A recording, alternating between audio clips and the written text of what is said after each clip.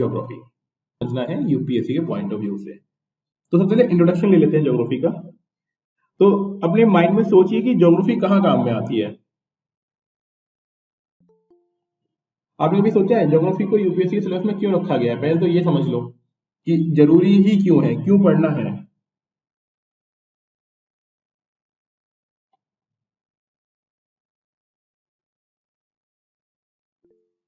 किसी को आइडिया है?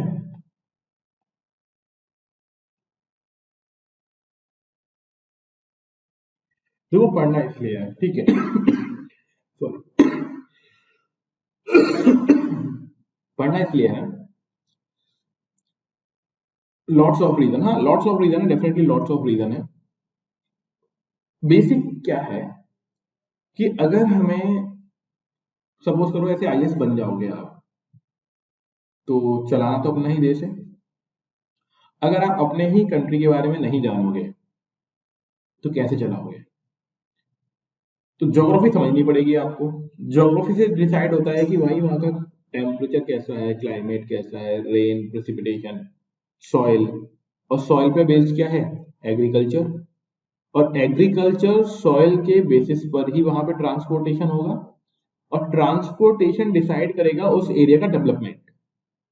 और डेवलपमेंट ही तो करना है अल्टीमेटली, डेवलप करना है कंट्री को। तो डेवलपमेंट अगर आपको करना है तो ज्योग्राफी समझनी पड़ेगी। अब सपोज करो कि कोई इंसान है, वो सोचे कि रेलवे लाइन निकालनी है हमको, और एरिया पूरा का पूरा हिली एरिया हो, तो एक सामान्य समझ क्या बोलती है कि हिली एरियाज पर रेलवे लाइन बनाना डिफिकल्ट है। अगर रेलवे लाइन बनाना है तो ट्रैक, आपको टनल बनानी पड़ेगी। इन सब चीजों के लिए आपको पहले ज्योग्राफी समझनी पड़ेगी। जैसे होता है ना, कोई इंसान आ गया, उसको आइडिया नहीं है कि वहां पे एरिया कैसा है। मान लो आप हिमालय चले गए टी शर्ट पहनकर, मालूम पड़ा बहुत ठंड है, तो वो कैसे मालूम पड़ेगी? अब हम हर जगह तो जा नहीं सकते, इसीलिए पहले पढ़ना है हमको हर चीज के बारे में कि कहाँ पे किस तरीके का क्या माहौल होगा। उस चीज को समझने के लिए क्या जरूरी है? ज्योग्राफी।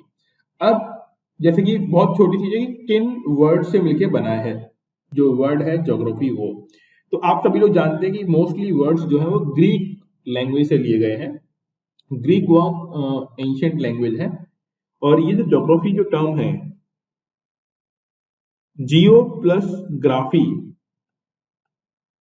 इन दो वर्ड से मिलकर बना हुआ है। तो मैं इसको सेपरेट कर देता हूँ। हाँ, और आप लोग साथ के साथ लिख लेंगे तो ज्यादा अच्छा लगेगा। कई सारी टर्म्स आपको लिखने के बाद अपने आप क्लियर हो जाएंगी। तो ज्योग्राफी जो है, जो जियो प्लस ग्राफी, दो टर्म से मिलकर बना हुआ है। इनका मीनिंग क्या हो सकता है? कोई आइडिया?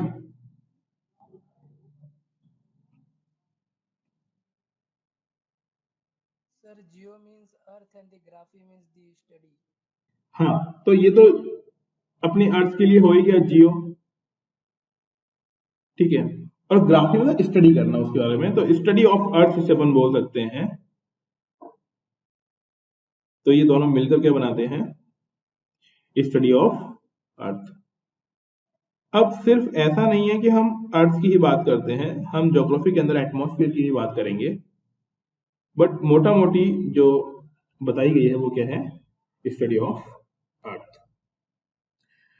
अब इसकी कुछ डेफिनेशन हो सकती है। तो कई सारे लोगों ने अलग अलग टाइम में ज्योग्राफी को डिफाइन किया है। अब अगर मैं आपसे पूछूं कि ज्योग्राफी क्या होता है, तो आप बोल सकते हो कि भाई अर्थ के बारे में जानना। कोई और थोड़ा बोलेगा तो वो बोलेगा कि अर्थ के ऊपर जो माउंटेन्स हैं, हिल्स हैं, उनके बारे में समझना।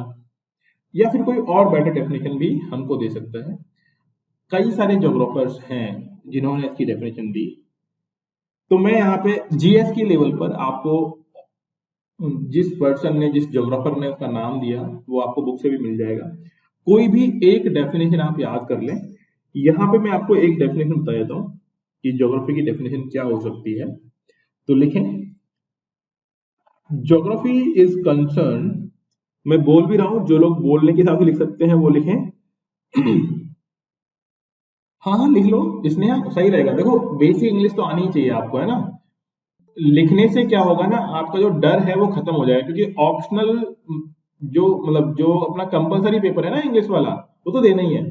लिख लो, जब मैं लिख ही रहा हूं सामने, आपकी प्रैक्टिस हो जाएगी। ठीक है, थोड़ा गला गड़बड़ है तो आप लोग थोड़ा ध्यान रखिएगा। हाँ, तो लिख लो, लिखना अच्छा रहेगा, थोड़ी प्रैक्टिस ही हो जाएगी। जब दोबारा हिंदी में लिखवाएंगे तो हिंदी में भी आपको समझ में आ जाएगा। ठीक है, तो मैं बोल भी रहा हूँ और लिख भी रहा हूँ, तो आप लिखें साथ में, और लिखोगे तो आपको बेटर याद रहेगा, ये गारंटी है, बजाय सुनने के। अगर आप लिखोगे क्लास लंबी नहीं लगेगी, अगर आप सुनोगे आपको क्लास लंबी लगेगी, नींद आ जाएगी। तो आपको लिखना है, बैठ के टेबल कुर्सी बैठ जाओ और लिखो, नोट्स बनाना स्टार्ट कर दो ऐसे। ठीक है, तो ज्योग्राफी क्या है, लिखिए geography. Geography is defined,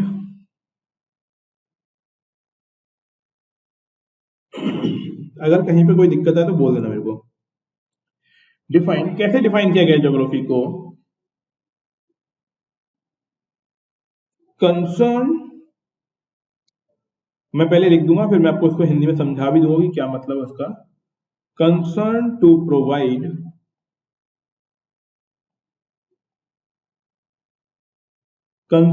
provide accurate.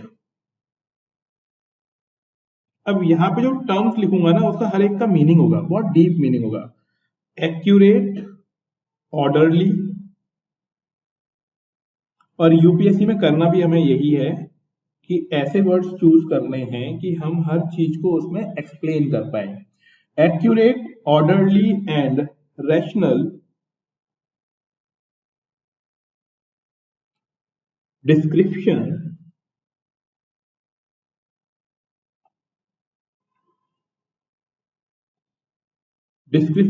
And interpretation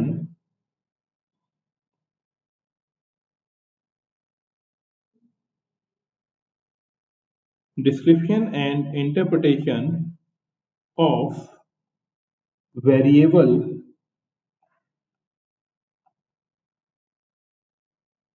variable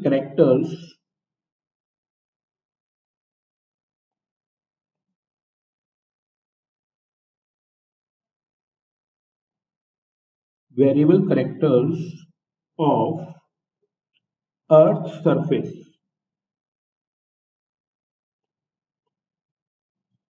समझ में आ रहा है जो लिख रहा हूं मैं? Yes, sir. ठीक है, डबल कोट में इसको बंद कर देंगे। अब देखो यहाँ पे, गुड, जो टर्म्स हमें यहाँ समझने हैं वो टर्म्स कौन कौन से हैं वो देखिए आप। ज्योग्राफी को कैसे डिफाइन किया गया है? जब आप बोलते हैं कि जो भी हम देख रहे हैं, तो देख तो बहुत कुछ रहे हैं, देखने को हम वाटर भी देख रहे हैं, हम एटमॉस्फेयर भी देख, मतलब ऊपर अपने देखते हैं, स्काई भी देख रहे हैं, तो वो स्पेस में आ गया। तो अगर आपको कम टर्म्स, कम वर्ड्स में प्रॉपरली डिफाइन करना है तो कैसे बोलोगे कि geography basically concern to provide accurate, orderly and rational description. Accurate यानी बिल्कुल सही सही, ऐसे नहीं कि मन मर्जी कुछ चीज बता दिया। दूसरा ऑर्डरली, सीक्वेंस में बताना, रैंडम नहीं है कुछ भी चीज। रैशनल डिस्क्रिप्शन है जिसको हम लोग डिफाइन कर सकते हैं कि भाई इसका लॉजिकल अप्रोच क्या होगा। डिस्क्रिप्शन यानी होता है एक्सप्लेनेशन, और इंटरप्रिटेशन मतलब यूटिलिटी, कि बेसिकली उसका मतलब क्या होगा। इंटरप्रिटेशन भी देता है, डिस्क्रिप्शन भी देता है of variable characters of earth surface. Variable क्यों? क्योंकि काफी सारी चीजें चेंज हो रही है, रिवर है, फ्लो चेंज हो रहा है, ठीक है, टेम्परेचर, वाटर कैरेक्टरिस्टिक्स लगातार चेंज हो रही है, तो उन सभी के डिस्क्रिप्शन को यहाँ पे एक्सप्लेन किया जाता है। तो ये डेफिनेशन हो गई आपकी ज्योग्राफी की। 10-15 बार लिख लेना है इसको, है ना, क्योंकि तभी याद होगी आपको, एक बार में याद होगी नहीं। अब यहाँ पे जो टर्म्स हैं मैं वन बाय वन उनको समझा देता हूं कि क्या मीनिंग होगा। एक्यूरेट का मीनिंग तो आप समझ ही गए होंगे, एक्यूरेट का मीनिंग क्या होता है ना, सही सही जानकारी देना। ऑर्डरली का मतलब ही ये होता है कि किसी पैटर्न में, ऑर्डरली की बात होगी मतलब क्या, मैं इस तरीके से ले रहा हूं, ऑर्डरली मतलब पैटर्न, आपको पैटर्न बता देगा कि कैसे होता है। अब पैटर्न मतलब उसमें क्या कॉम्बिनेशन है, क्या लॉजिकल अप्रोचेस हैं, उन सभी के बारे में आपको इसमें मालूम पड़ जाएगा कि उसकी क्या अप्रोच होगी और उसका सीक्वेंस क्या है। इसे बोलते हैं ऑर्डरली, है ना। रेट मैंने जहां से लिया है वहां से आपको ध्यान रखना है। अब ये जो ऑर्डर्स है और इनका एक्सप्लेनेशन है वो प्लेस टू प्लेस वेरी करता है, वो तो आप जानते ही होंगे। अब ये डिस्क्रिप्शन और इंटरप्रिटेशन क्या कर रहा है, प्रोस एंड कॉन्स बता देगा आपको। तो इंटरप्रिटेशन का मतलब समझ लीजिएगा, कोई भी चीज अगर हो रही है तो उसका वो कॉन्सिक्वेंस आपको बता देगा। कॉन्सिक्वेंस मतलब जैसे आपने प्लांट लगाए, ग्रो हो गए, तो पॉजिटिव इम्पैक्ट क्या है और क्या कोई नेगेटिव इम्पैक्ट भी बनता है वो चीज। और जब वो ट्री बन चुका है और आपने अगर कटिंग कर दी उसकी, तो उसके कॉन्सिक्वेंसेस क्या होंगे, इस चीज को ये समझाता है। ये बात समझ में आई यहाँ तक? यस सर, बिल्कुल आ गई। अब देखो, अब कोई बोलता है कि भाई ज्योग्राफी क्यों पढ़ रहे हो, तो आप बता दो उसको कि हम ज्योग्राफी इसलिए पढ़ रहे हैं कि हमें accurate, orderly and rational description provide करता है और उसका इंटरप्रिटेशन भी देता है। और ये इंटरप्रिटेशन, अब देखो अगर कोई चीज इतनी सिस्टमेटिक है तो वो साइंस हो गई, क्योंकि अगर वो सीक्वेंस भी बता रही है आपको, एक्यूरेट ऑर्डर भी बता रही है, तो बेसिकली क्या होगा, ये साइंस हो गई। और साइंस है तो लॉजिक होगा, इसीलिए ज्योग्राफी के अंदर हर एक चीज का लॉजिक है। आप कोई भी चीज इलॉजिकल नहीं देखेंगे। आप देखेंगे रेन हो रही है तो उसका भी कारण है, लॉजिक है। आप देखेंगे हवाएं तेज चल रही हैं तो उसका भी लॉजिक है, हवाएं तेज क्यों चल रही हैं। सर्दियों का मौसम है, हवाएं कम चलती हैं स्पीड में, तो उसका भी लॉजिक है, हवाएं कम स्पीड में क्यों चल रही हैं। इसका मतलब क्या हो गया कि ज्योग्राफी के अंदर जितनी भी चीजें हम लोग पढ़ रहे होंगे उनके बारे में आपको हर एक लॉजिक, अगर आपको आइडिया है, और यही पूछेगा यूपीएससी, है ना। क्वेश्चन नहीं पूछेगा कि explain the type of the soils, ये तो बहुत नॉर्मल चीज हो गई। वो सॉइल वहां पे क्यों मिल रही है, क्वेश्चन ये पूछता है। ठीक है, इतना थोड़ा हमको ध्यान रखना है। अब इसमें हम लोग किन किन चीजों के बारे में समझेंगे। अब देखो ज्योग्राफी के अंदर मेन कंपोनेंट्स कौन कौन से होते हैं वो देखिए आप। तो यहाँ पे नेक्स्ट साइड में डाल लीजिएगा, मेन ऑर्गेनाइजिंग कॉन्सेप्ट क्या क्या होंगे इसके अंदर। अभी हम लोग सिर्फ इंट्रोडक्शन के पॉइंट ऑफ व्यू से देख रहे हैं, ठीक है ना। मेन ऑर्गेनाइजिंग कॉन्सेप्ट क्या होंगे इसमें वो देखिए। यानी ज्योग्राफी में पढ़ने के लिए हमें क्या क्या चीजें आनी चाहिए, क्या क्या चीजों के बारे में मालूम होना चाहिए। तो पहला है प्लेस। प्लेस का मतलब क्या होता है, किसे बोलेंगे आप प्लेस?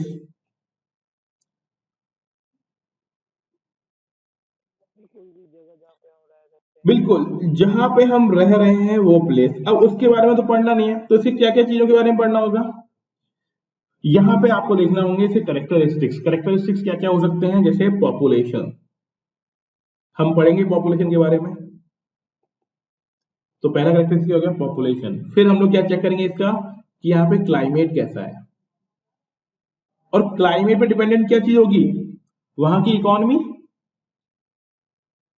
ठीक है, जैसे कि मान लो गर्म इलाका है कोई, गर्मी बहुत पड़ती है, तो वहां पे आपको देखने को मिलेगा कि बहुत सारी इंडस्ट्रीज ग्रो ही नहीं कर पाएंगे, जिनको नॉर्मल टेम्परेचर चाहिए, क्योंकि गर्म है, मशीनें चलेंगी और हीट जनरेट करेगा, तो दिक्कत है। तो बहुत ज्यादा गर्म क्लाइमेट वाले एरिया में भी इंडस्ट्रीज ग्रो होना मुश्किल है। और उसी क्लाइमेट पे डिपेंडेंट क्या चीज है, इकोनॉमी। इकोनॉमी कैसे, सपोज कर लो आपने कोई इंडस्ट्री बना ली, बट गर्मी बहुत पड़ती है वहां पे, तो क्या होगा, पूरे साल भर एसी चलाने पड़ेंगे आपको। एसी चलाने पड़ेंगे, इलेक्ट्रिसिटी का कंजम्पशन बढ़ गया, और फिर मेंटेनेंस एंड रिप्लेसमेंट, तो आपकी क्या इंपैक्ट हुई, इकोनॉमी आपकी इंपैक्ट हो जाएगी। और इकोनॉमी के बाद अगली चीज पर हम फोकस करते हैं, वो है लैंडफॉर्म। लैंडफॉर्म मालूम पड़ा आपने पहाड़ों के बीच में कोई जगह बना ली, अब वहां पे लैंडफॉर्म हार्मफुल है, ट्रांसपोर्टेशन कनेक्टिविटी नहीं है ना। अगर आपको बल्कि गुड्स मंगवाने, हैवी गुड्स मंगवाने हैं, तो रेलवे वहां पे नहीं पहुंच पाएगा, अगर पहुंचेगा भी तो बहुत लंबी दिक्कतें आएंगी। तो प्लेस में हम लोग क्या क्या समझेंगे, पॉपुलेशन को, क्लाइमेट को, इकोनॉमी को, लैंडफॉर्म्स को, वहां के एनवायरमेंट को, ये पॉइंट लिख लीजिएगा। जब भी हम किसी प्लेस के बारे में पढ़ेंगे तो हमें ये चीजों पे ध्यान रखना है कि इन इन चीजों के बारे में हमें मालूम होना चाहिए। अब देखिए, एनवायरमेंट, एनवायरमेंट के बाद नेक्स्ट क्या आएगा, वहां की सॉइल, मिट्टी कैसी है। और सॉइल पे ही बेस्ड क्या चीज है, मिट्टी के हिसाब से क्या होता है, वेजिटेशन। मिट्टी के हिसाब से क्या हो जाएगा, वहां की वेजिटेशन। तो जब भी हम किसी प्लेस के बारे में पढ़ेंगे तो हमें इन चीजों के बारे में थोड़ा नॉलेज होना चाहिए। अब अपना अपना एरिया सोच लो, आप जिस भी जगह पे रहते हो, मान लो अब जैसे मैं दिल्ली में रहता हूं तो मैं दिल्ली का आपको एक एग्जांपल देता हूं। ऐसे ही आपको अपने प्लेस के बारे में सोचना है कि अगर मैंने सोचा दिल्ली के बारे में, तो दिल्ली कैसी सिटी है, कैपिटल है वो तो अपन जानते हैं, सिटी कैसी है, हाईली पॉपुलेटेड। अब आपका दिमाग दौड़ना चाहिए कि यार यहाँ पे पॉपुलेशन ज्यादा क्यों है। तो आपको लगेगा यार पॉपुलेशन इसलिए ज्यादा है कि यहाँ पे क्लाइमेट मॉडरेट होगा। तो बिल्कुल सही बात है, डेजर्ट तो है नहीं, है ना, क्लाइमेट सही है, सर्दियों में सर्दी पड़ती है वो बात अलग है, गर्मियों में गर्मी, वो मतलब ऐसा नहीं है कि बिल्कुल एक ही तरह का मौसम हो रहा है, चेंज हो रहे हैं लगातार। तो प्लस पॉइंट। अब यहाँ पे इकोनॉमी कैसे रन कर पा रही है, तो आप समझ रहे हो कि यार पॉपुलेशन बहुत सारी है, कंपनियां बहुत सारी है, इकोनॉमी रन कर रही है। अब अपन को लगा कि यार अगर इकोनॉमी रन कर रही है तो यहाँ पे बहुत ऊंचे पहाड़ वगैरह नहीं होंगे। अगर पहाड़ होते, इकोनॉमी रन कर ही नहीं पाती। क्यों नहीं कर पाएगी, ट्रांसपोर्टेशन ढंग से नहीं हो पाएगा, किसी का ट्रांसपोर्टेशन नहीं हो पाएगा, बस नहीं कनेक्ट हो पाएंगी, ठीक है, रेलवे ढंग से कनेक्ट नहीं हो पाएगा, एयरवे को दिक्कत हो सकती है, एक्सीडेंट हो सकते हैं। तो हमें ये मालूम पड़ेगा कि यार ये पॉपुलेटेड एरिया है तो डेफिनेटली फ्लैट होगा। आप चेक कर लेना, दिल्ली में कोई ऊंचे ऊंचे बहुत ज्यादा पहाड़ नहीं मिलेंगे आपको। बात समझ पा रहे हैं मेरी आप लोग, Yes, sir. है ना, इसी तरह से कनेक्ट करना है। अब बात करते हैं सॉइल की।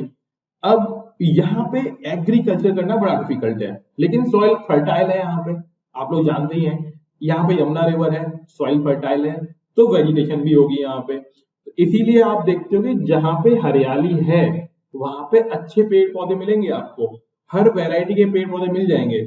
और आप लोग यूपीएससी के एस्पिरेंटो को भी दिल्ली आओ और दिल्ली में यूपीएससी हाउस देख के आओ, ठीक है, प्रेसिडेंशियल गार्डन देख के आओ, तब आपको मालूम पड़ेगा कि दिल्ली क्या चीज है। कई प्रेसिडेंशियल गार्डन देखना आप, राष्ट्रपति का जो गार्डन है, आपको ऐसे ऐसे पेड़ों के नाम देखने को मिलेंगे ना जिनकी वैल्यू अपने आप में 10-10 20-20 लाख रुपए की है। तो ये सब कुछ किस चीज में डिपेंड होता है, उस प्लेस को लेकर। तो उस प्लेस की ज्योग्राफी अगर हमें पढ़नी है तो प्लेस में हमें ये सारी चीजें समझनी होंगी। अगला क्या समझना होगा, अब इस प्लेस के अंदर ही है बाकी सारी चीजें, कि वहां के, अगर मैं दूसरा पॉइंट बनाता हूं तो हमें एनवायरनमेंट को ढंग से स्टडी करना होगा, ठीक है। हालांकि मैंने एनवायरनमेंट ऊपर लिख दिया है, उसी चीज को मैं अलग ही समझा रहा हूँ यहाँ पे कि एनवायरनमेंट ज्योग्राफी का अलग से एक डिवीजन हम पढ़ेंगे, एनवायरमेंटल ज्योग्राफी। तो हेड डालिए एनवायरनमेंट। अब एनवायरनमेंट में क्या समझना है हमको, मोस्टली क्लाइमेट के बारे में। अच्छा, क्लाइमेट और वेदर में डिफरेंस जानते हैं आप लोग, yes, climate and weather, what is the difference between the climate and weather. Sir weather एक पर्टिकुलर पॉइंट ऑफ टाइम का रहता है और क्लाइमेट ज्यादा समय तक रहता मतलब आपने काफी सही बताया, और कोई।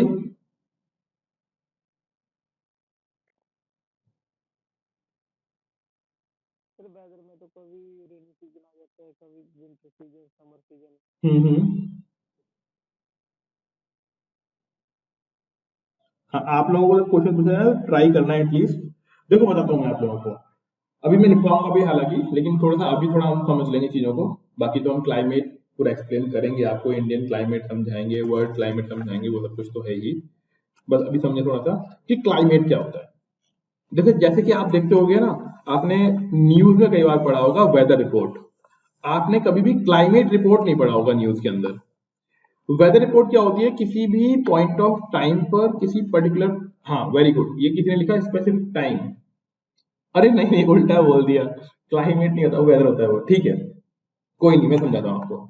किसी भी पर्टिकुलर टाइम पर किसी भी पॉइंट ऑफ प्लेस का जो टेम्परेचर है, जो प्रेसिपिटेशन है, जो विंड की स्पीड है, जो वहां पे नॉर्मल कंपोनेंट चल रहे हैं, उनकी कंबाइंड स्टडी को या इंफॉर्मेशन को हम वेदर बोलते हैं। अब मैं समझाता हूँ नॉर्मल क्या। जैसे आप सुबह निकले, गर्मी है बहुत, तो हम बोलते हैं कि today is hot weather. Weather गर्मी है आज, तो उसे बोलेंगे वेदर। 2 दिन के बाद क्या हुआ, थोड़ा कम गर्मी हो सकती है, बारिश हो सकती है, लेकिन ये मॉनसून नहीं है। ध्यान रखिएगा, क्लाइमेट क्या बताता है? क्लाइमेट ये बताता है कि देखो 3 महीने गर्मी रहेगी, 3 महीने सर्दी रहेगी, 2-3 महीने के आसपास बारिश का मौसम रहेगा, और वो हर बार आएगा, चेंज नहीं होगा। अब ये डेफिनेशन बनी कैसे होगी? तो हम इसे डिफाइन करते हैं कि क्लाइमेट क्या है। क्लाइमेट सेम कंपोनेंट है, टेम्परेचर, प्रेशर, प्रेसिपिटेशन, इनका हमने लगभग 30 से 35 साल तक स्टडी किया, और फिर हमने एक एवरेज निकाल लिया कि इन महीनों में गर्मी पड़ती है, इन महीनों में सर्दी पड़ती है, और या फिर जो भी कुछ कहीं पे स्नोफॉल हो रहा है और कहीं पे कुछ और चीजें हैं, तो उन सबको कंबाइंडली हम लोग क्या बोल देंगे? क्लाइमेट। तो कोई एक लाइन में पूछे तो बताना है हमको वेदर डे टू डे की एटमॉस्फेरिक कंडीशंस को बोलते हैं, एंड क्लाइमेट एक लॉन्ग टाइम तक किया गया एनालिसिस का एवरेज होता है। तो क्लाइमेट चेंज नहीं होता है, क्लाइमेट बहुत रेयरली चेंज होता है। रेयरली कैसे? 100 साल, 200 साल, 1000 सालों के अंदर। बट वेदर हर दिन चेंज हो सकता है। क्लियर है ये वाली बात? यहां तक कोई दिक्कत किसी को? No sir. ठीक है, अब देखो, अब मैं कुछ चीज समझा देता हूं आपको। हाँ, अब मैं कुछ चीज समझा देता हूं कि किसी भी प्लेस की ज्योग्राफी पर और क्या क्या चीजें डिपेंडेंट होती हैं। इनको लिखेंगे नहीं, देखो हर चीज लिखेंगे तो बहुत बड़ा नोट्स बन जाएगा, तो हम लोग चीजों को समझेंगे साथ के साथ। मैं यहाँ पे रफली लिखता हुआ जाऊंगा, आपको नोट करना है नोट कर लीजिए, बट समझ लेंगे तो ज्यादा बेटर होगा। ठीक है, अब देखो ज्योग्राफी क्या क्या चीज डिफाइन करती है, क्योंकि हम इंट्रोडक्शन पढ़ रहे हैं ना, तो इंट्रोडक्शन में समझेंगे कि ज्योग्राफी क्या क्या चीज डिफाइन करती है। ज्योग्राफी हमारी फूड हैबिट को डिफाइन करती है। जैसे कि अगर आप गर्मी वाले प्लेस में रहते हो तो बहुत ज्यादा स्पाइसी खाना नहीं खा पाओगे, और खाओगे तबीयत खराब हो जाएगी। तो फूड को, हमारे क्लोथ्स को, ठीक है, क्लोथिंग सेंस को डिफाइन करेगा कौन? ज्योग्राफी। इसके अलावा उस प्लेस में कौन कौन से फेस्टिवल्स मनाए जाते होंगे वो भी कौन डिसाइड करेगा? ज्योग्राफी। तो फेस्टिवल्स, ठीक है, भी डिफाइन कर देगा। उसके अलावा आपको ये मालूम है ज्योग्राफी से डिफाइन होती है सॉइल, सॉइल से डिफाइन हो जाएगी एग्रीकल्चर, एग्रीकल्चर से डिफाइन हो जाएगी उस प्लेस की इकोनॉमी, और इकोनॉमी वहां पे बनाएगा ट्रांसपोर्टेशन,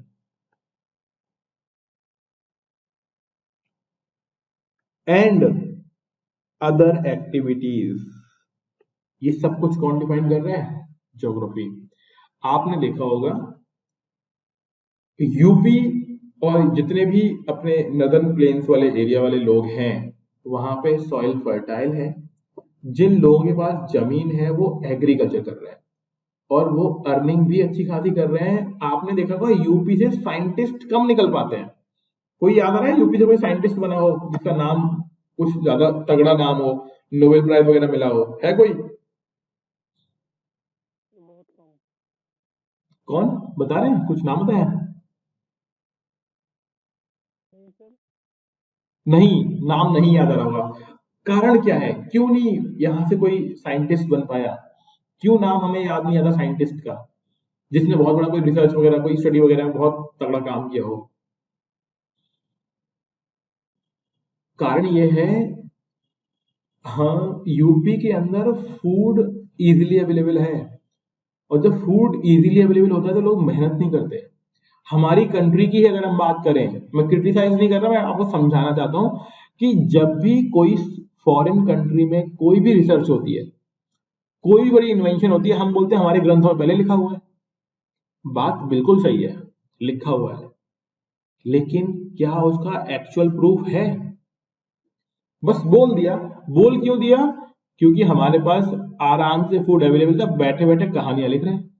और कहानियां इसीलिए हमारे यहाँ पे देखना, पोइट बहुत हुए, कवि बहुत हुए, ठीक है, हमारे यहाँ गॉड बहुत सारे हैं, हमारे यहाँ पे ग्रंथ बहुत सारे हैं, बट साइंस के फील्ड में अगर आप बात करते हैं, रिसर्च नहीं है। आपको मालूम होगा अभी नोबेल प्राइज मिले हैं, मैंने आपको ग्रुप पर भी डाला था, अपने टेलीग्राम ग्रुप पर, आप देखेंगे इंडियन पर्सन के नेम ही नहीं है। और आप उठा के देख लीजिए इतिहास पूरा का पूरा, बहुत ही कम नेम मिलेंगे इंडियंस। और जो भी इंडियंस होंगे ना, वो एक्चुअल में इंडियंस नहीं है, वो इंडियन ओरिजिन के पर्सन होते हैं। वो छोड़ चुके हैं कंट्री, चले गए दूसरी कंट्री के अंदर। जैसे अभी ऋषि सुनक, आपने नाम सुना होगा, यूके के प्राइम मिनिस्टर बन गए, मालूम है? जो यूके के अभी प्राइम बने। हम लोग खुश हो रहे हैं, इंडियन है, इंडियन है, इंडियन है। भैया वो इंडियन ओरिजिन का पर्सन है। इंडियन ओरिजिन मतलब उसकी फैमिली में, इंडियन ओरिजिन का मतलब क्या होता है बताता हूं मैं आपको, उसकी फैमिली में दादा दादी या नाना नानी या फिर उनके भी फोर फादर्स वो इंडियन रहे हैं, वो तो वहीं पैदा हुआ है। वो इंडियन बस नेम है या जीन्स मान सकते थोड़ा बहुत, लेकिन वो वहीं पे बॉर्न है। हाँ हाँ, ग्रैंड फादर मालूम है मेरे को। मैं बता रहा हूँ कि इंडियन ओरिजिन किसको बोलते हैं। इंडियन ओरिजिन बोलते हैं जिनके ग्रैंड पेरेंट्स या फिर उनसे पहले वाले पेरेंट्स इंडियंस हो। तो ये चीज हमको समझनी है। जब आप ये पकड़ लोगे ना इन चीजों को कि यार एक्चुअल में ये हो रहा है, उस दिन आप खुद ही पढ़ने लग जाओगे। तो आपको ये समझना है। तो ज्योग्राफी इंपॉर्टेंट है, और यहाँ पे हर चीज का लॉजिक बताएंगे आपको कि ऐसा क्यों हो रहा है, ठीक है। अब थोड़ा सा बात कर लेते हैं, जो टाइम डिफरेंस होता है वो कैसे बन रहा होता है, उसकी बात जरा करते हैं हम लोग। तो लोकेशन है इन डाली अगली, location of planes on earth. अब ये बहुत अच्छा और आपके समझने वाला टॉपिक है, लोकेशन ऑफ अ प्लेस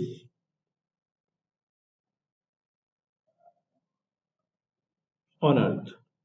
अब ये कहां पे काम में आ रहा है? ये अपन हर दिन यूज करते हैं, आप लोग भी इसको यूज कर रहे हो, हर एक पर्सन इसको यूज कर रहे हैं। बताओ कहां पे, कैसे? Google map. Google map, very good. जब भी हम कोई भी ओला उबेर या कोई भी अपनी किसी को लोकेशन भेज रहे हैं, तो वो इसी के थ्रू जा रही है। अब ये कैसे जाती है वो समझा देते हैं पहले आपको। ये मान लीजिए कि सपोज ये अर्थ है पूरा का पूरा,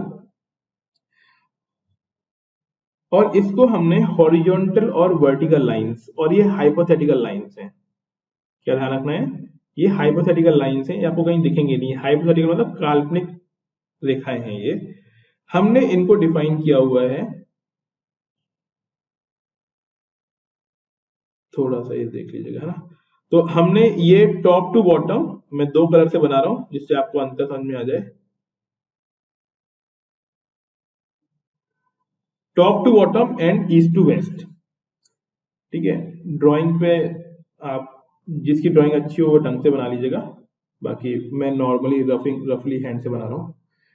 तो यहाँ पे देखिए आप, अब देखो यहाँ पे जो हॉरिजॉन्टल लाइंस है, हॉरिजॉन्टल और वर्टिकल समझते हो आप लोग, लेटी हुई लाइंस, ठीक है, यस सर। ठीक है। जो हॉरिजॉन्टल लाइंस मतलब लेटी हुई लाइंस है, उन्हें लैटिट्यूड्स बोलते हैं, उन्हें बोलते हैं लैटिट्यूड्स। और जो top to bottom vertical lines हैं और जो रेड कलर से आप लोगों को दिख रही हैं, वो होती हैं लॉन्गिट्यूड्स। हम क्या कर सकते हैं, हम, और ये लाइन कितनी है, किसी को आइडिया? जो 0 डिग्री है बिल्कुल बीच में, और 0 से ऊपर जाएंगे तो 90 डिग्री नॉर्थ, और 0 से नीचे जाएंगे तो 90 डिग्री साउथ। साउथ में आएगा सर। तो आपको टोटल मालूम पड़ ही जा रहा होगा कि 0 से ऊपर 90 और नीचे 90, ये तो है लैटिट्यूड्स। और अगर हम वर्टिकल लाइंस की बात करते हैं तो 180 है वेस्टर्न साइड में लॉन्गिट्यूड्स, 180 डिग्री तक, और 180 ही है ईस्टर्न साइड में लॉन्गिट्यूड्स। ठीक है, समझते चलिएगा। अब सपोज करो कोई भी प्लेस, अगर आपको किसी प्लेस की लोकेशन आइडेंटिफाई करनी है, मान लो कोई प्लेस यहां पर है जो मैंने ग्रीन डॉट बनाया है, तो आपको कुछ नहीं करना, आपको क्या करना है, जहां पे ये लाइन कट करती है दूसरे को, वो ग्रीनविच प्लेस है। कौन सा प्लेस है वो? ग्रीनविच। अब ये इसे हम बोलते हैं 0 डिग्री या फिर ग्रीनविच मेरिडियन। क्या बोल देंगे इसको हम लोग? मैं साइड में लिखता हूं, इसकी कहानी बता दूंगा आपको कि ग्रीनविच मेरिडियन क्या चीज है। ग्रीनविच मेरिडियन, और ये इंग्लैंड में है, ब्रिटेन के अंदर है, एक जगह का नाम है। इसे हम 0 डिग्री मेरिडियन बोलते हैं, और भी नाम लिख लो इसका, 0 डिग्री मेरिडियन, या फिर इसका एक और नाम है, उसे बोलते हैं प्राइम मेरिडियन। कोई सा भी नाम पूछ सकते हैं आपसे, सारे नाम आपको याद होने चाहिए। सर ये कहाँ पे ग्रीनविच मेरिडियन? अभी बता रहा हूं, मैं अभी बता रहा हूं, ये सब एक ही जगह पे है, वहीं ब्रिटेन में।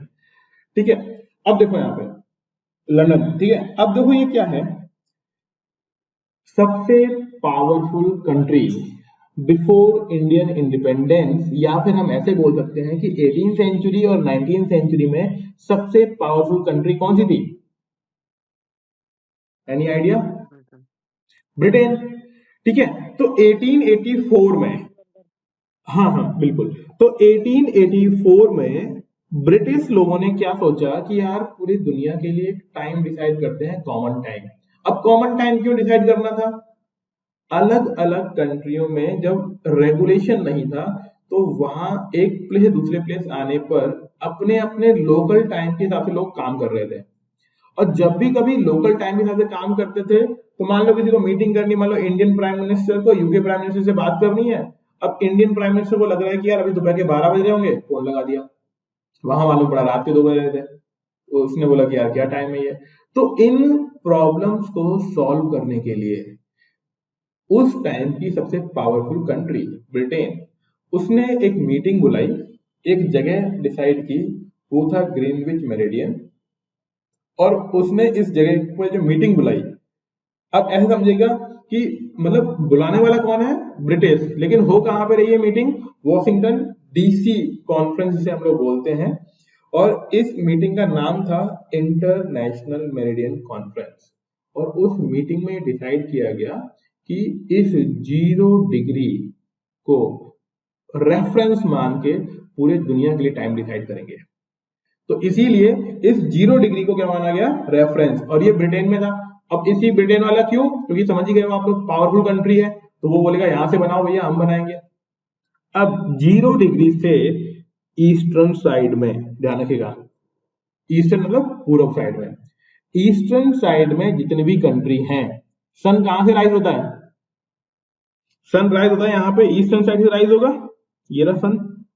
ठीक है, तो जितने भी 0 डिग्री से ईस्टर्न साइड में होते हैं, वो प्लस अहेड होते हैं, मतलब वहां पे सुबह, या फिर कहने वाली बात है सन पहले निकल आता है। और जितने भी 0 डिग्री से वेस्टर्न साइड में होंगे, वो माइनस माने जाते हैं, या फिर ऐसे बोल सकते हो कि वहां पे सन बाद में दिखाई पड़ेगा। अब ये पहले और बाद में का मतलब क्या है वो समझ लीजिए। जैसे सन राइज हुआ, तो वो सबसे पहले ईस्टर्न मोस्ट कंट्री पे अपनी लाइट डालेगा। ईस्टर्न मोस्ट कंट्री कौन सी हो सकती है? Any idea? ये आपने बचपन में पढ़ा होगा, वो जो बस में मिलती थी बुकलेट, उसके अंदर उगते सूरज का देश किसे बोलते हैं? सर शायद ऑस्ट्रेलिया। अरे हे भगवान, नहीं, अरे वो ही नहीं पढ़ी क्या? वो तो बचपन में पढ़नी थी। जापान। Sir Denmark. नहीं, जापान। ठीक है, हाँ मतलब ऐसा समझो, जापान। उगते सूरज का देश किसे बोलते हैं? जापान को। अब इंडिया, जैसे आप लोगों को आइडिया होगा, इंडिया ब्रिटेन से कितने घंटे आगे है? किसी को आइडिया है? ब्रिटेन से कितना, मतलब यहाँ पे पहले सुबह होती है फिर ब्रिटेन में सुबह होती है? किसी को आइडिया? 5.5 घंटे, वेरी गुड। आपने देखा भी होगा अपने टाइम के आगे प्लस 5.30 लिखा रहता है। अगर आपने कभी मोबाइल या फोन में टाइम सेट किया हो ना, आपने नोटिस नहीं किया होगा कभी, आपको देखना चाहिए था। आप जब टाइम सेट करते हैं फोन के अंदर तो वहां लिखा रहता है +5.30। कहां से? ग्रीनविच से। ग्रीनविच कहां पर है? ब्रिटेन में। तो ब्रिटेन से हम कितना आगे हो गए? 5.5 घंटे। ये बात समझ में आई? Yes sir. अभी हम ये टॉपिक पढ़ेंगे तब मैं इस टॉपिक के अंदर मैं आपको ये भी बता दूंगा कि हम किसी भी प्लेस का टाइम कैसे आइडेंटिफाई कर सकते हैं। हम अगर हमें लैटिट्यूड लॉन्गिट्यूड्स मालूम है तो हम उस प्लेस का टाइम भी आइडेंटिफाई कर देंगे, वो बताएंगे। अभी हमें बेसिक समझना है क्योंकि इंट्रोडक्टरी पार्ट है, ये इंट्रोडक्टरी पार्ट में समझना चाहिए। अब होता क्या है, इसके हिसाब से ही पूरी दुनिया में टाइम डिसाइड कर लिया गया, और डिसाइड करने के बाद अब काफी आसान हो गया किसी भी टाइम को समझना, किसी भी कंट्री के लिए टाइम को समझना, और काफी सुविधाएं हो गई। लेकिन ये जो बनाने वाली चीजें हैं, अब ये 0 डिग्री वगैरह डिसाइड कैसे की गई होंगी? ये इक्वेटर से एंगल लिया गया। किससे एंगल लिया जा रहा है? इक्वेटर से। ऐसे समझो ये 0 डिग्री है, यहां से 10 डिग्री, 20 डिग्री, 30 डिग्री, इस तरीके से एंगल ले लिया गया, ठीक है। और इस तरीके से पूरी कंट्री को डिफाइन कर दिया गया। और जब हम पोलर्स की बात करते हैं तो यहाँ पे 90 डिग्री एंगल बना रहे हैं। ये आप समझ गए होंगे अगर थोड़ा मैथ का बैकग्राउंड है। नहीं भी समझे तो आपको ऐसे याद रखना है कि जो ये डिग्री लैटिट्यूड्स हैं वो है angle with respect to equator. किसके रेस्पेक्ट में? इक्वेटर के रेस्पेक्ट में। अब थोड़ी सी हम बात कर लेते हैं अर्थ की, कि अर्थ दिखने में कैसा है। कोई पूछे कि अर्थ का शेप कौन सा है तो क्या बोलोगे आप? कौन शेप है अर्थ का? Orbit circular. Orbit circular, okay. और कोई? ओके। और एक प्रॉपर टर्म दिया हुआ है, अगर आपने एनसीईआरटी पढ़ी होगी तो हाँ, very good very good, Tufail वानी, वेरी गुड, आपने सही बात। जियोइड, अर्थ के शेप के लिए बोलते हैं जियोइड, ये लिख लो। मतलब अब आप यूपीएससी पढ़ रहे हो, अब आप वो छोटी मोटी बातें नहीं कर सकते हो, है ना, जो अभी तक कर रहे थे कि सर्कुलर है, चपटी हुई गोल है, ऑरेंज के टाइप की, वो चीज नहीं। अगर आपसे कोई पूछता है कि अर्थ का शेप कौन सा है तो आप उसे बताएंगे अर्थ इन अ जियोइड शेप, अर्थ किस शेप में है? जियोइड शेप में। ठीक है, एक ही बात क्लियर हो गई। अब दो तीन बातें वैसे आपको आती होंगी, बस मैं आपको क्लियर कर रहा हूं। अर्थ रोटेट करती है अपने एक्सिस पर और सन के चारों तरफ। जब वो अपने ऑर्बिट पे घूमती है उसे बोलते हैं रोटेशन या रिवॉल्यूशन? यस, क्या बोलते हैं? रोटेशन बोलते हैं, रिवॉल्यूशन बोलते हैं? Rotation. Rotation, very good very good. अपने एक्सिस पे घूमेगी उसे बोलेंगे रोटेशन, और अपने एक्सिस पर एक राउंड कंप्लीट करने में उसे अप्रोक्सीमेटली 24 आवर्स लगते हैं। अप्रोक्सीमेटली बोला है, इसका मतलब यह है कि 24 आवर्स तो नहीं लगते होंगे, बट अभी के लिए हमें याद रखना है अप्रोक्सीमेटली 24 आवर्स लगते हैं। कितना लगता है मैं आपको लिखवाऊंगा, उस टाइम आपको ध्यान रखना है। दूसरा, ये सन के, हाँ एक चीज और, अपने एक्सिस पर रोटेट करने की वजह से क्या बनेगा? डे और नाइट हो जाएगा, डे एंड नाइट होगा। दूसरी चीज क्या करती है? ये रिवॉल्व करती है, रिवॉल्यूशन करती है सन के चारों तरफ, और सन के चारों तरफ रिवॉल्यूशन करने से एक रिवॉल्यूशन पूरा होगा अप्रोक्सीमेटली 1 ईयर के अंदर। 1 ईयर का मतलब होता है अप्रोक्सीमेट 365 डेज। और इससे जो चीजें जो चेंज होता है वो होता है सीजन्स बनते हैं। क्या बनेंगे इससे? सीजन्स, कोल्ड, विंटर, समर, ये देखने को मिलेगा आपको। तो सीजन्स का जो इम्पैक्ट है वो रिवॉल्यूशन की वजह से होता है, और रोटेशन की वजह से आपको डे और नाइट देखने को मिलेंगे। अब इसमें कुछ टर्म्स होंगी, उस टर्म्स की हम लोग बातें कर लेते हैं। कुछ कुछ ये लगते भी चलेंगे उसके अंदर तो अभी से आपको क्लियर हो जाएगा। तो पहली हेडिंग डालिए लैटिट्यूड्स, फर्स्ट हेडिंग डालिए latitudes.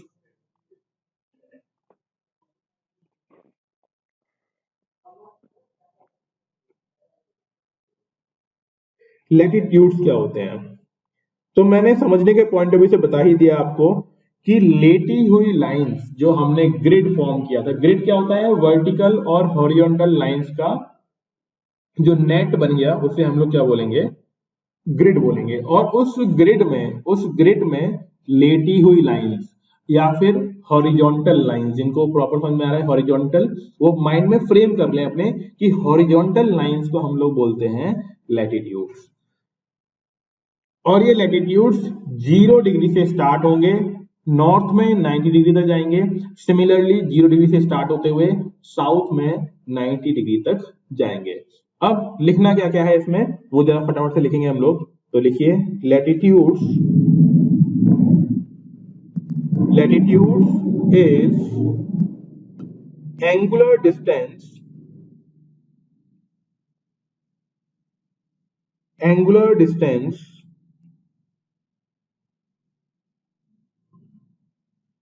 measured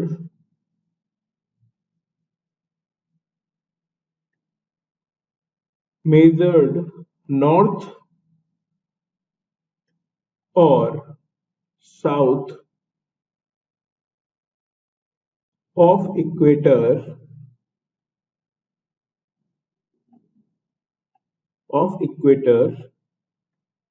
we can project line from a given point। अभी एक बार आप लिख लेंगे फिर मैं एक्सप्लेन कर दूंगा आपको ये क्या लिखवाया है मैंने, पहले थोड़ा नोट कर लीजिए। Given point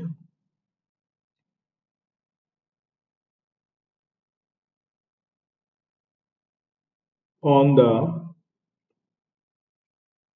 earth surface. और थोड़ा सा ध्यान रखिएगा जब भी हम लोग अर्थ लिख रहे हैं तो कोशिश करें कि जब अर्थ लिखें तो मतलब प्रॉपर सही इंग्लिश के अंदर जब हम लोग लिखते हैं तो ई का थोड़ा ध्यान रखिएगा। इसमें कैपिटल भी हम लोग बना सकते हैं और स्मॉल भी। मैं मोस्टली कैपिटल बनाना प्रेफर करता हूं तो इसलिए मैं कैपिटल बना रहा हूं, बाकी आपके ऊपर डिपेंड करता है, आप जैसे चाहें वैसे लिख सकते हैं। Earth surface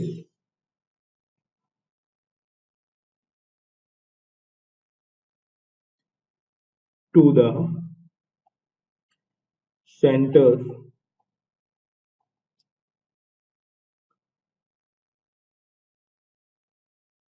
of the earth surface. एक बार लिख लेंगे फिर मैं समझा दूंगा आपको, पहले एक बार लिख लें और लिख ही लीजिएगा सभी लोग, ठीक है? अब लैटिट्यूड्स होते कितने हैं? लैटिट्यूड्स वेरीज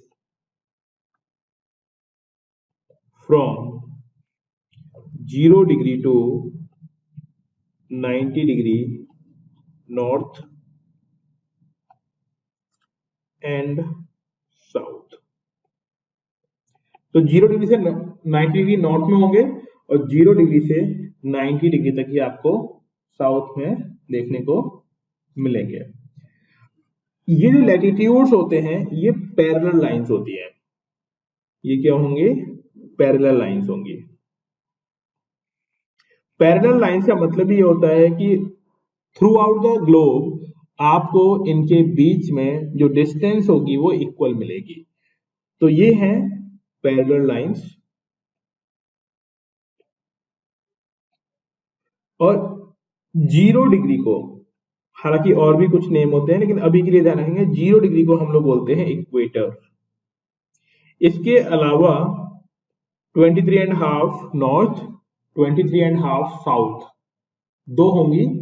एक को बोलेंगे ट्रॉपिक ऑफ कैंसर और एक को बोलेंगे ट्रॉपिक ऑफ कैप्रिकॉर्न। हिंदी में बताएं तो कर्क रेखा एंड मकर रेखा, ठीक है? तो लिख लीजिए 23.5 डिग्री। अब इसको लिखने के भी तरीके होते हैं, तो मैं आपको बताऊंगा कि इसको लिखने के तरीके कौन कौन से हैं और कैसे कैसे आप इसको लिख सकते हैं। मेरी वॉइस प्रॉपर टाइम पे पहुंच रही है? Yes sir. ओके।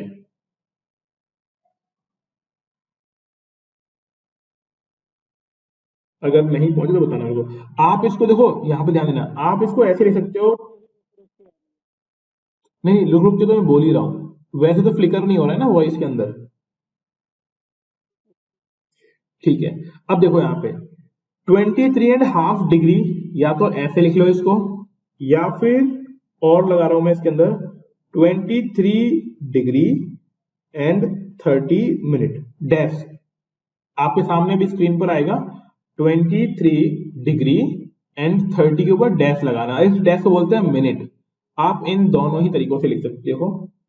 अगर मैंने इसके आगे लगा दिया एन, एन फॉर नॉर्थ, तो इसे हम बोलेंगे ट्रॉपिक ऑफ कैंसर। क्या बोलेंगे इसको? Tropic of cancer. इसे बोलते हैं कर्क रेखा हिंदी वालों के लिए। हाँ, और अगर यहीं पे हमने 23.5 डिग्री कर दिया, ठीक है, इसको हम लोग और क्या लिख सकते हैं? 23 डिग्री एंड 30 मिनट साउथ। अगर हमने 23 डिग्री एंड 30 मिनट साउथ लिखा, तो ये मकर रेखा हिंदी में हो गई, और इंग्लिश में आप इसे लिखेंगे ट्रॉपिक ऑफ कैप्रिकॉर्न। ठीक है, मकर रेखा। तो ये चीजें आपको मालूम होनी चाहिए। अब देखिए, इतना नोट हो गया आप लोगों की तरफ से?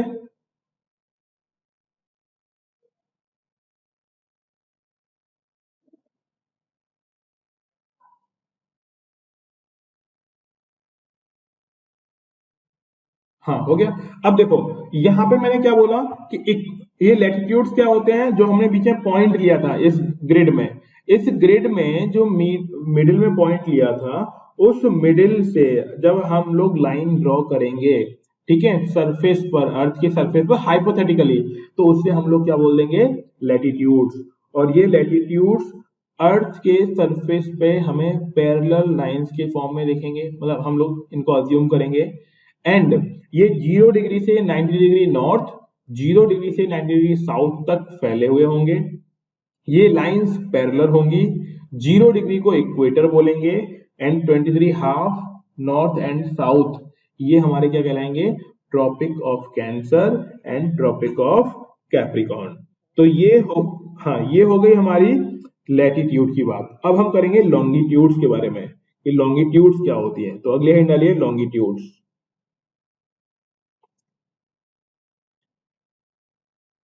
लॉन्गिट्यूड, लॉन्गिट्यूड आप समझ गए हो, वर्टिकल लाइंस होती हैं,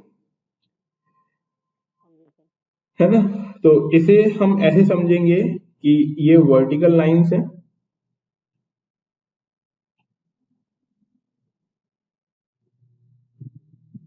vertical lines. Again angular distance ही होती है, ठीक है। अब इसमें ये लॉन्गिट्यूड्स होते कितने हैं?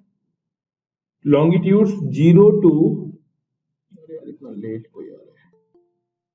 हाँ विजेंद्र, थोड़ा सा कोशिश करें 9:30 के आसपास आ जाएं, क्योंकि हमारी जो क्लास की टाइमिंग रहेगी वो 9:30 से रहेगी। तो देखिए यहाँ पे 0 टू 180 डिग्री, कितने से कितना होता है? 0 टू 180 डिग्री, और ये होते हैं ईस्ट और वेस्ट में। मैं पूरी कहानी नहीं लिखवा रहा हूं, अब आप कहानी समझ चुके हैं, इसीलिए इसके पूरा नहीं लिखवा रहे हैं। तो अब ये कहां पर है? हमने अभी आपको ऊपर दिखाया ही था लॉन्गिट्यूड्स में, इधर देखो ये रेड लाइंस। तो ये रेड लाइंस एक तो वर्टिकल लाइंस है, और ये ईस्टर्न साइड में और वेस्टर्न साइड में स्प्रेड करती हैं, यानी ईस्टर्न साइड में आगे बढ़ेंगी और वेस्टर्न साइड में आगे बढ़ेंगी। और लेकिन ध्यान देने वाली बात क्या है कि ये नॉर्थ पोल पर आके मिलती हैं और साउथ पोल पर आके मिलती हैं, ये लाइन पैरेलल नहीं होती है। आपको डिफरेंस ध्यान रखना है। बेसिक डिफरेंस क्या है लैटिट्यूड और लॉन्गिट्यूड में, कि लैटिट्यूड और लॉन्गिट्यूड्स में सबसे बड़ा डिफरेंस यही है कि लैटिट्यूड जो होते हैं वो तो पैरेलल होते हैं और लॉन्गिट्यूड्स पैरेलल नहीं होते हैं। दूसरी बात आप समझ गए, वर्टिकल लाइंस और हॉरिजॉन्टल लाइंस, ये आप समझ गए होंगे। नंबर आपको समझ में आ गया होगा कि 0 से लेके 180 तक और 0 से लेके 180 तक ईस्ट और वेस्ट दो तरफ होती है ना। जितने भी लोग हैं प्लीज 9:30 पर ज्वाइन करने की कोशिश करें सभी लोग, और थोड़ा मानकर चलें कि लगभग 11:15 और 11 बजे तक क्लास चलेगी, है ना। तो उस हिसाब से अपने आप को थोड़ा कंडीशनल कर लें अपने आप को कि हमें इतनी देर तक रुकना है क्लास में। अब अगली देखिए, अगला है मेरिडियन, जो अभी हम बात कर रहे थे प्राइम मेरिडियन, तो वो भी डालिए हेडिंग मेरिडियन। मेरिडियन का मीनिंग समझ लेते हैं एक बार। मेरिडियन का मतलब होता है कि दिन में जो सन है उसकी हाईएस्ट पोजीशन कब बनेगी। तो ये टर्म है जो रोमन्स लोगों ने दी थी। किन लोगों ने दी है? रोमन लोगों ने दी है। रोमन समझते हैं, रोम के लोग। तो पहले लिख लीजिए एक लाइन में, टर्म गिवन बाय रोमन्स। ये टर्म, हाँ रोमन्स, मतलब शॉर्ट शॉर्ट में लिख लो, आप समझ जाएंगे। टर्म गिवन बाय रोमन्स, ये जो मेरिडियन की टर्म है वो रोमन्स ने दी है, ठीक है। अब इसका मीनिंग क्या होता है? इसका मीनिंग होता है नून, लिख लीजिए, नून मोमेंट ऑफ द डे। इसका मीनिंग क्या होता है? नून का मतलब है दोपहर के 12 बजे, जब सन क्या होता है? ओवरहेड होता है। सन ओवरहेड यानी सर के ऊपर होता है। तो इसका मतलब ये निकल के आता है कि सन की हाईएस्ट पोजीशन दिन में जब होगी उसे हम लोग क्या बोल देंगे? Meridian.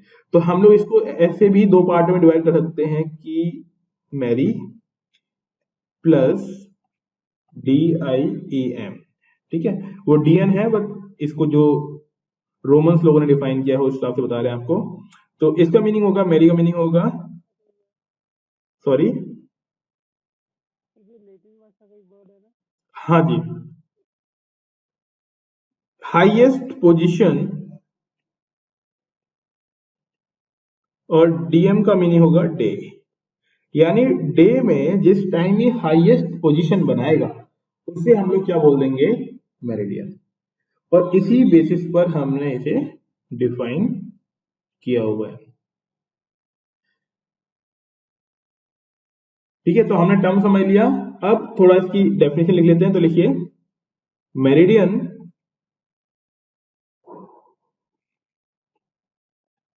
is a meridian is a line connecting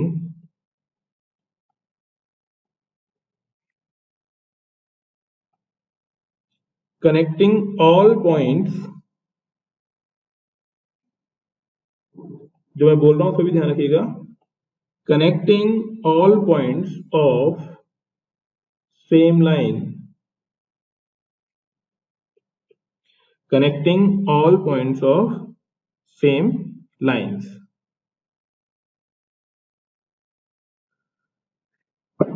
यहां तक लिख लिया। अगला स्टेटमेंट लिखिए इसमें, मेरिडियंस aren't, यानी are not parallel to each other, ठीक है, it is meridian is a line connecting all point of same line. ये हो गया। इसके बाद आगे लिखना है, meridians are not parallel to each other except they cross through equator. कहने वाली बात यह है कि मेरिडियंस पैरेलल नहीं होती है एक दूसरे के, ये सिर्फ वहां पे पैरेलल होती है जब ये इक्वेटर को क्रॉस करती हैं। ये डिफरेंस है मेरिडियन का लैटिट्यूड और लॉन्गिट्यूड से, कि हर जगह तो पैरेलल नहीं होती, लेकिन जब इक्वेटर से गुजरेंगी तो ये पैरेलल है। कैसे हैं मैं समझा देता हूं आपको। पहली बार नोट कर लीजिए इस चीज कि मेरिडियंस जो होंगी हर जगह पैरेलल नहीं होंगी, बट जब इक्वेटर से गुजरेंगी तब ये पैरेलल होंगी।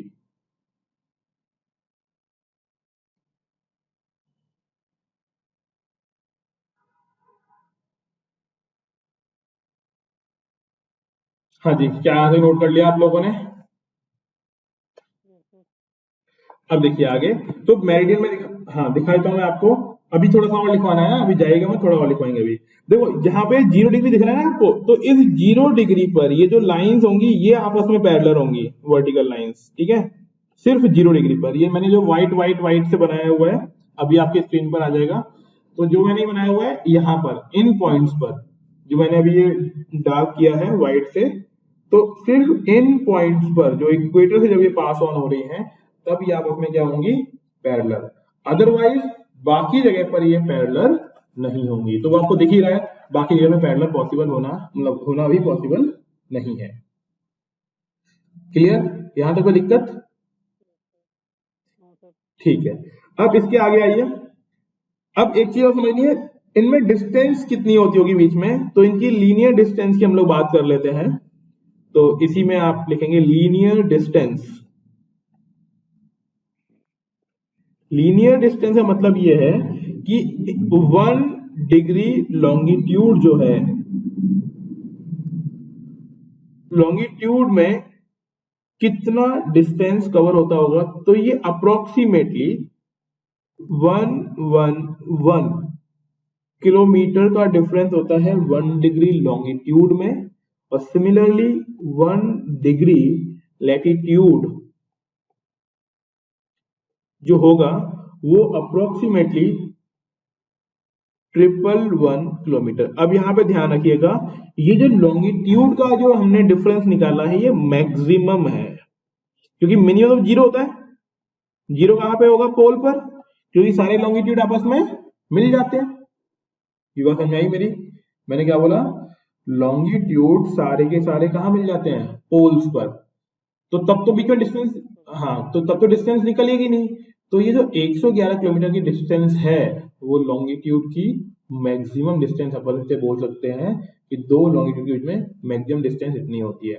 और मिनिमम कोई पूछ ले कि दो लॉन्गिट्यूड के बीच में मिनिमम डिस्टेंस कितनी होती है, तो 0 होती है, क्योंकि पोल पर दोनों ही मतलब जितने भी लॉन्गिट्यूड होते हैं वो सारे के सारे मिल जाते हैं। तो इसमें हम लोग इस चीज को थोड़ा इसमें लिख भी सकते हैं जिन लोगों को याद ना हो। तो इसमें लिख लीजिए लैटिट्यूड्स, लैटिट्यूड्स विल बी, आप इसमें लिख लीजिए इसी का फॉर्मूला मेरिडियन का ही है। मेरिडियन का नहीं, ये तो लैटिट्यूड लॉन्गिट्यूड का आ गया ना फीचर। हम लीनियर डिस्टेंस की बात कर रहे हैं, ठीक है ना। तो इसमें बात लिखिए आगे, latitudes will be equal, latitudes will be equal throughout all angles,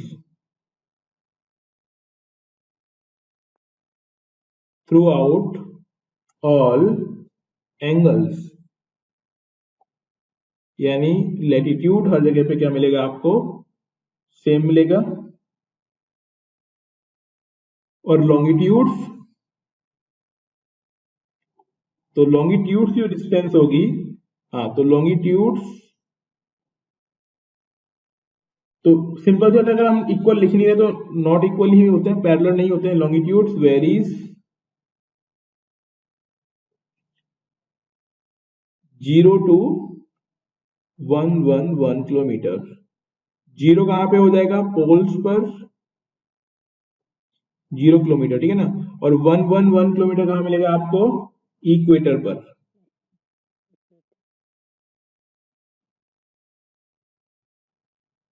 equator पर, और ये मैक्सिमम होगा, ठीक है। ये जो होगा 111 किलोमीटर वो लॉन्गिट्यूड की मैक्सिमम डिस्टेंस होगी।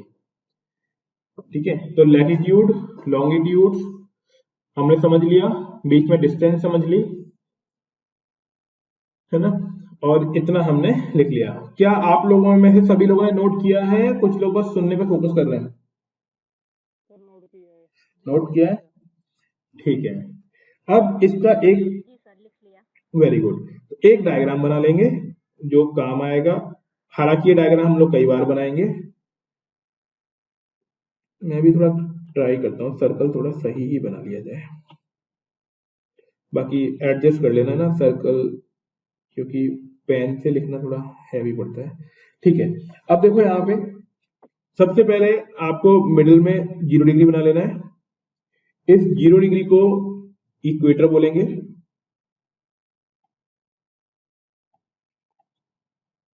0 डिग्री के बाद ऊपर एक लाइन, नॉर्थ साइड में एक लाइन ड्रॉ करनी है आपको।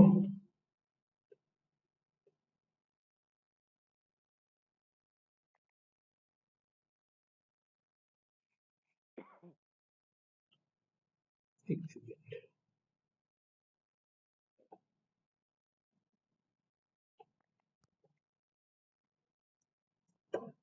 ऐसे समझ लीजिएगा। अरे यार ये तो एक साथ ही बन गया। ठीक है, अभी आ जाएगा आपकी स्क्रीन पर, तो देखिए नॉर्थ साइड में एक लाइन खींचेंगे और वहां पे लिखेंगे, मेरी वॉइस आ रही है आप लोगों तक? जी सर आ रही है। ठीक है,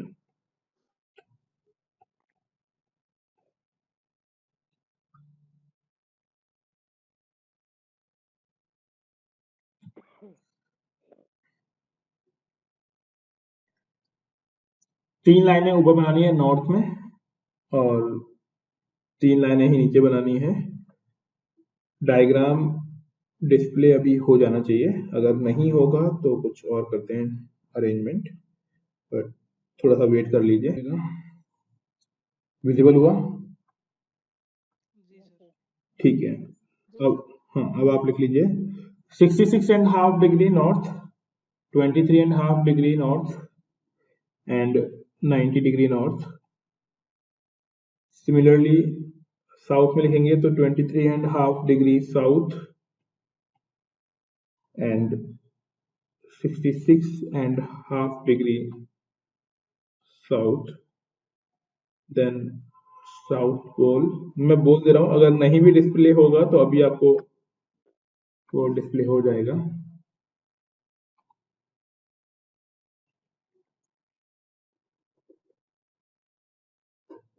तो लिख लीजिएगा आप नॉर्थ साइड में 23.5, 66.5, 90 डिग्री एंड, मतलब 90 डिग्री नॉर्थ पोल। साउथ में जब आएंगे 23.5 south, 66 degree and half south pole, मतलब साउथ एंड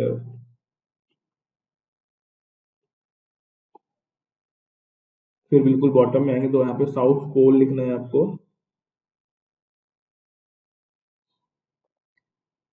अब इसमें आप थोड़ा नाम लिख लीजिए इसका। 66.5 डिग्री को आप बोलेंगे आर्कटिक सर्कल। कौन सा सर? मैं लिख रहा हूँ, देखना अभी 66.5 डिग्री नॉर्थ पर Arctic circle. Similarly 66.5 degree north, तो साउथ पर आप लिखेंगे Antarctic circle.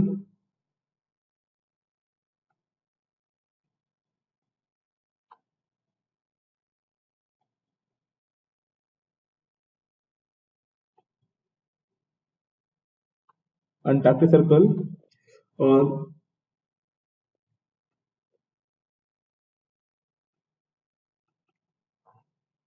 Tropic of Capricorn आपको मालूम ही है 23.5 साउथ।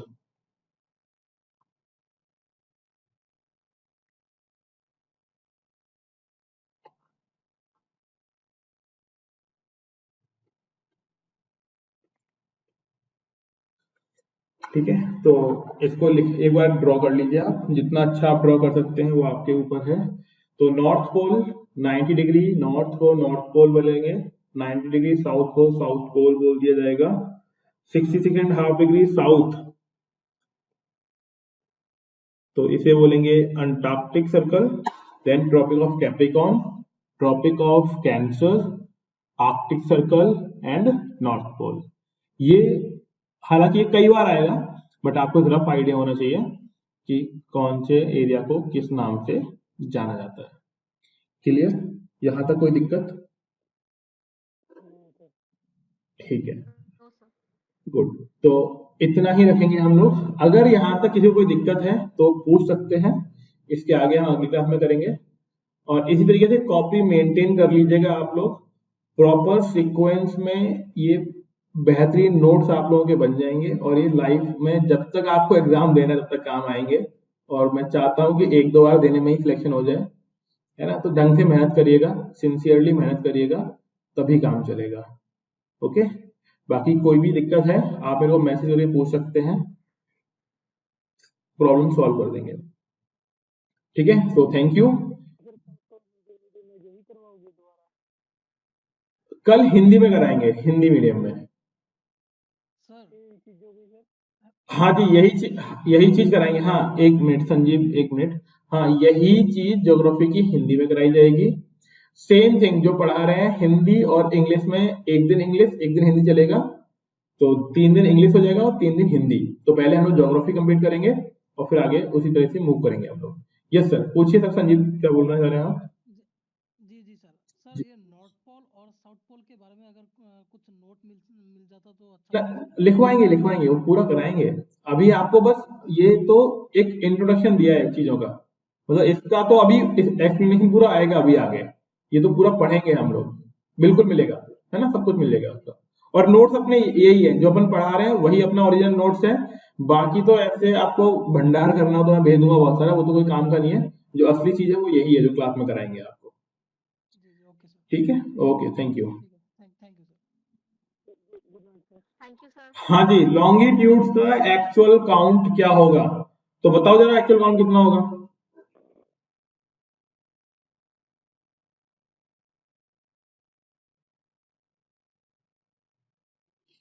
हाँ जी,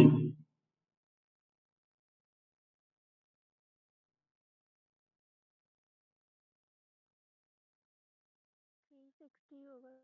360 होगा, बिल्कुल लिख लो।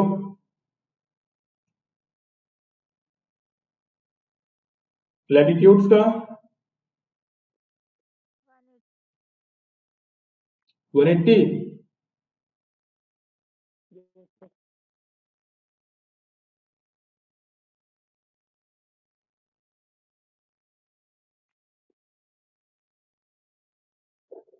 हाँ जी, देखो लॉन्गिट, अब मैं आपको समझाता हूँ। यहाँ पे एक चीज जो काफी पूछी जाती है, इस पे आपने कभी ध्यान भी दिया होगा कि कई जगह क्या बोला जाता है, जो लैटिट्यूड्स हैं उसमें पैरेलल्स, जो पैरेलल्स की बात करते हैं ना, पैरेलल्स होते हैं 179। पैरेलल्स कितने होंगे? 179। कैसे? देखो 0 डिग्री हो गई और फिर 90 ऊपर 90 नीचे, तो इस तरह से एक जो कंफ्यूजन आपके मन में बना होगा, उसमें आपको ध्यान रखना है कि जो पैरेलल्स की बात करते हैं वो 179 होते हैं, लैटिट्यूड्स 180 होंगे। ऐसे ही लॉन्गिट्यूड की बात करते हैं तो वो 360 ही होते हैं, क्योंकि वो सर्कुलर फॉर्म में होते हैं तो वो 360 रहेंगे। क्लियर? ये बात समझ में आ गई? तो जो लॉन्गिट्यूड्स की बात करते हैं वो 360 डिग्री के होंगे। ठीक है, अब दो बातें होती हैं, पैरेलल्स 179 हो जाएंगे, और अगर आपसे कोई पूछ ले कि लैटिट्यूड कितने होते हैं, लैटिट्यूड्स, तो वो होते हैं 181। लैटिट्यूड कितने होते हैं? 181। कैसे?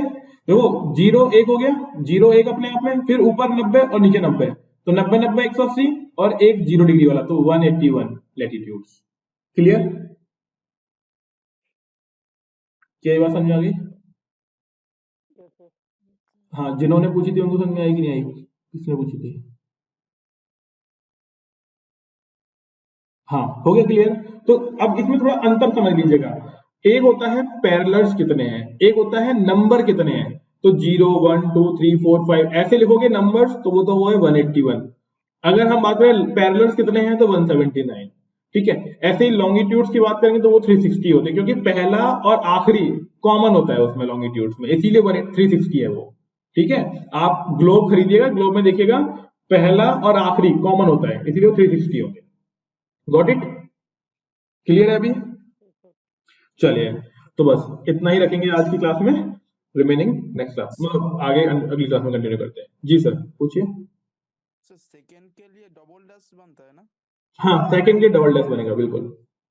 Yes sir, thank you. Okay, चलिए मीटिंग एंड करते हैं, फिर मिलते हैं नेक्स्ट क्लास। Okay sir. हाँ, क्या बोल रहे हैं? हाँ शिवम, कोई नहीं, थैंक यू एवरीवन, मिलते हैं नेक्स्ट क्लास में।